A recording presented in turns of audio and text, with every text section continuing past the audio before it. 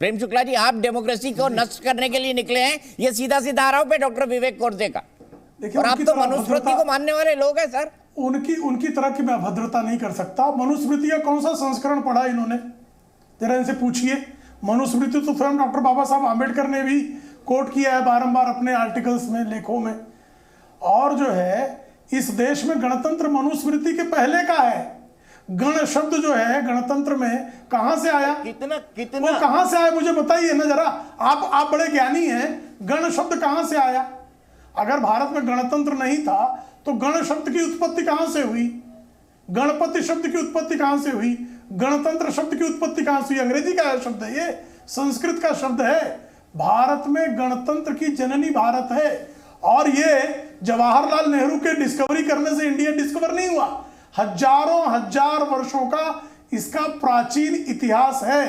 प्रभु रामचंद्र जी के राम राज्य की संकल्पना अगर महात्मा गांधी कर रहे थे तो प्रभु रामचंद्र जी मनुवादी थे आपकी दृष्टि में? भगवान श्री कृष्ण मनुवादी थे आपकी दृष्टि में? देखो वो जो है इस तरह की बातें आप करेंगे। अरे आपके सुन्नत हो गई है, आपकी पार्टी ने इस्लाम स्वीकार लिया है, इसका मतलब नहीं है ना कि पूरा विश्व जो है और पूरा भारत जो है वो मनुवादी हो गया। आपने जो है हिंदुओं को गाली देने का काम शुरू कर दिया है। जनतंत्र में जनता जो सबसे श्रेष्ठ होती है उसको राक्षस कहने का कुकर्म आप लोग करते हैं। आप जो है प्रभु रामचंद्र जी को अपमानित करने का कुकर्म करते हैं। आपने 90 सरकारें बर्खास्त करने का कुकर्म किया, जो मैं आपके सामने इतिहास का आपके सामने प्रमाण दे रहा हूं। 1959 का प्रमाण दे रहा हूं। पहली सरकार नंबूदिरीपाद की सरकार बर्खास्त करने से लेके 90 सरकारें बर्खास्त करने का कुत्सित कुकर्म आपने किया। आपातकाल आपने लाया। ये आप डॉक्टर बाबा साहब आम्बेडकर जो संविधान का निर्माण किया, जब उन्होंने पहली बार त्यागपत्र दिया मंत्रिमंडल से तो संसद में उनको अपना वक्तव्य नहीं रखने दिया। ये आपकी तानाशाही थी, आपके पुरखों की। डॉक्टर बाबा साहब आम्बेडकर को अपना वक्तव्य रखने के लिए संसद में अवसर न देने के कारण उनको संसद के बाहर अपना त्यागपत्र के बाद का वक्तव्य देना पड़ा। ये आपका इतिहास और कलंकित इतिहास है। आपका इतिहास भ्रष्टाचार, आपका इतिहास तुष्टीकरण, आपका इतिहास एक परिवार विशेष को सारा जो है परिवार तंत्र को लोकतंत्र कहने का आपका इतिहास रहा है। और ये मैं प्रमाण के साथ कह रहा हूं। आप एक प्रमाण हमारे विरुद्ध नहीं दे सकते, एक प्रमाण। मैं आपके विरुद्ध जो है पल पल प्रमाण दे सकता हूं। आपकी ऐसी स्थिति रही है। इस देश में हाईकोर्ट ने श्रीमती इंदिरा गांधी के निर्वाचन को भ्रष्टाचार के आधार पर रद्द किया तो आपने तत्काल जो है आपातकाल लगा दिया। इससे बड़ी तानाशाही क्या हो सकती है जी? इसका कोई उत्तर है आपके पास? ठीक है डॉक्टर साहब रुक जाइए थोड़ा, मैं आपके पास आऊंगा। आप प्रेम शुक्ला जी के बातों का भी जवाब दीजिएगा। लेकिन मुझे महेश चौहान और ब्रजमोहन जी से बात करनी है सर। रोटी पलट ना जाए, मेरे को डर लग रहा है। मुझे चांस देना पड़ेगा। गण की बात मैं स्पष्ट करूंगा। मैं गण की बात स्पष्ट करना चाहता हूं। अभी मेरे साथ डिबेट में जुड़ रहे हैं, मैं सबको भरपूर मौका देता हूं और मैं कभी बीच में जब तक बहुत जरूरी ना हो नहीं टोकता। अब महेश चौहान जी मुझे बताइए, रोटी किसके घर की जल रही है? अजीत पवार साहब के घर की जल रही है, शरद पवार साहब के घर की जल रही है, जो बार बार पलटने के लिए शरद पवार को अजीत पवार से मिलना पड़ता है? किसके घर में रोटी जल रही है सर? देखिए, रोटी किसके घर में जल रही है ये सवाल ही नहीं पैदा होता है। ये जो अभी शरद पवार जी और अजीत पवार जी की मीटिंग के बारे में बातें हो रही है, ये शरद पवार जी ने भी क्लियर किया है, ये क्लैरिफिकेशन उन्होंने दिया है कि ये जो मीटिंग थी वो सीक्रेट मीटिंग थी नहीं। वो उन्होंने माना है कि वो मीटिंग की। उन्होंने कहा है कि वो परिवार की मीटिंग थी। अजीत पवार जी परिवार के सदस्य हैं, वो उनके भतीजे हैं और उनके कुछ पर्सनल काम के लिए उन्होंने उनको आकर मिलना चाहा और वो उनसे मिले। अभी सीक्रेट मीटिंग की जो बात हो रही है दीपक जी, सर मुझे एक बात बताइए सर, अपनी ये जब से अजीत पवार ने रोटी पलट के चाचा के तवे को ही फेंक दिया है, उसके बाद से ये चाचा भतीजे का प्रेम कुछ ज्यादा नहीं हो गया महेश जी? मिल ही रहे हैं। इतने कितने पारिवारिक काम आ गए सर, अभी तक तो साथ ही थे। देखिए, पहली 3 जो मीटिंग हुई वो 3 मीटिंग के बारे में आपको पता है दीपक जी। पहली मीटिंग ये थी कि शरद पवार जी की पत्नी, उनकी जो इनकी चाची लगती है अजीत पवार जी की, उनकी तबीयत खराब थी, उनको हॉस्पिटलाइज किया गया था। तो हॉस्पिटल से आने के बाद उनको मिलने के लिए गए थे, ये पहली बात हुई।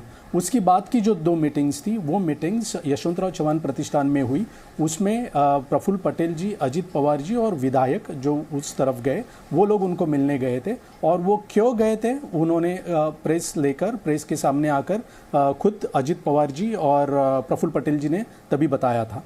तो ये जो अभी मीटिंग थी ये पारिवारिक मीटिंग थी। तो ये मीटिंग शरद पवार जी ने खुद ने कहा है कि ये पारिवारिक मीटिंग थी, ये चोरी छिपे की हुई मीटिंग नहीं थी। वो मीटिंग के बाद मीटिंग भी हुई पुणे के उद्योगपति के घर, मीटिंग हुई, ये भी जानकारी हमको। अब मुझे बताओ, चाचा भतीजा को मिलना है, पारिवारिक कारणों से मिलना है, तो किसी तीसरे के घर क्यों मिलेंगे भाई? देखिए, दोनों भी अपने काम की वजह से पुणे में नहीं रहते। वो पुणे के हैं, बारामती के हैं, लेकिन वो मुंबई में ज़्यादातर रहते। और तभी संसद का सेशन चालू था तो वो शरद पवार जी दिल्ली में भी रहते थे। पुणे में 2 अलग अलग कार्यक्रमों को उपस्थित रहने के लिए शरद पवार जी और अजित पवार जी गए थे। उधर एक पुल का, फ्लाईओवर का उद्घाटन था, उसके लिए अजित पवार जी गए थे। और शरद पवार जी एक उधर शुगर इंडस्ट्री में उसका जो वसंतदादा इंस्टीट्यूट है उनका कार्यक्रम था, वो कार्यक्रम के लिए गए थे।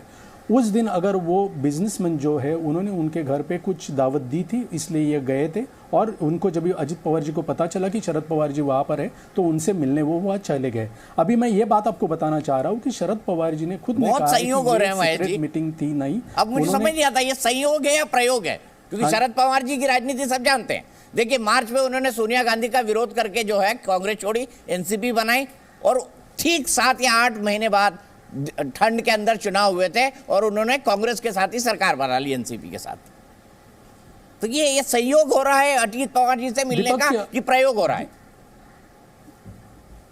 दीपक जी, देखिए, अगर आपने ये बात छेड़ी है 1999 की, तो मैं आपको एक क्लैरिफिकेशन इस पर देना चाहूँगा। यह ज़रूर हुआ था कि उनके विदेशी मूल को ऑब्जेक्शन शरद पवार जी ने लिया था और उस ऑब्जेक्शन की वजह से उन्हें पार्टी से निकाला गया था। फिर उन्होंने कांग्रेस से अलग होकर अपनी खुद की पार्टी बनाई, एनसीपी बनाने के बाद जब भी उनको पता चला कि यूपीए में वो जा सकते हैं, तभी वो यूपीए में इसलिए गए क्योंकि उनकी विचारधारा सेम थी। और तभी ये प्रधानमंत्री होने की उम्मीद नहीं थी क्योंकि तभी एनडीए की सरकार थी और ये तभी सत्ता में नहीं थे। तो जिस विदेशी मूल की वजह से शरद पवार जी अलग हो गए थे वो मुद्दा ही नहीं रहा था, इसलिए वो समान विचारधारा होने के कारण उनसे जुड़ गए। अभी ये बीजेपी की जाने की जो अटकलें पैदा होती है, निर्माण की जाती है, संभ्रम किया जाता है, तो दीपक जी अभी मैं आपको 1999 में वापस लेके जाऊंगा। 1999 में जब भी शरद पवार जी अलग हुए थे तभी भी उनके सामने ऑफर्स थी, जो आज उनके सामने ऑफर्स है ऐसे कहा जाता है, वो ऑफर्स बीजेपी की तरफ से तभी भी उनके पास थी।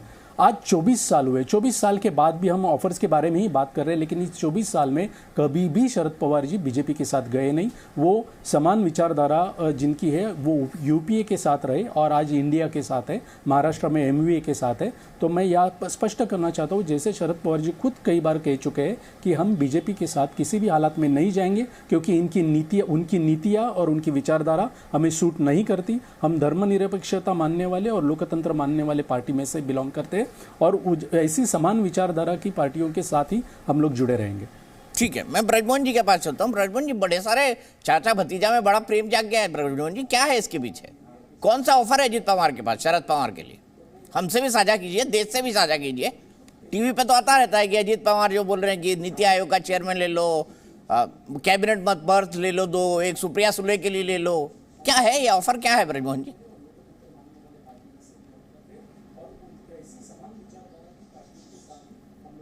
ब्रजमोहन जी, सुन पा रहे मेरी बात?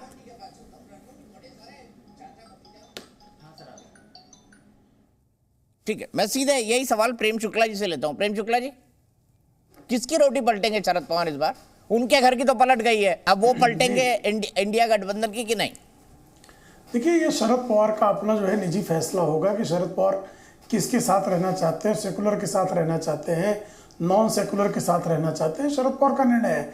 लेकिन शरद पवार के इस निर्णय पर लगातार अपने भतीजे से भी जब मिल रहे हैं तो खबरें प्लांट कौन कर रहा है?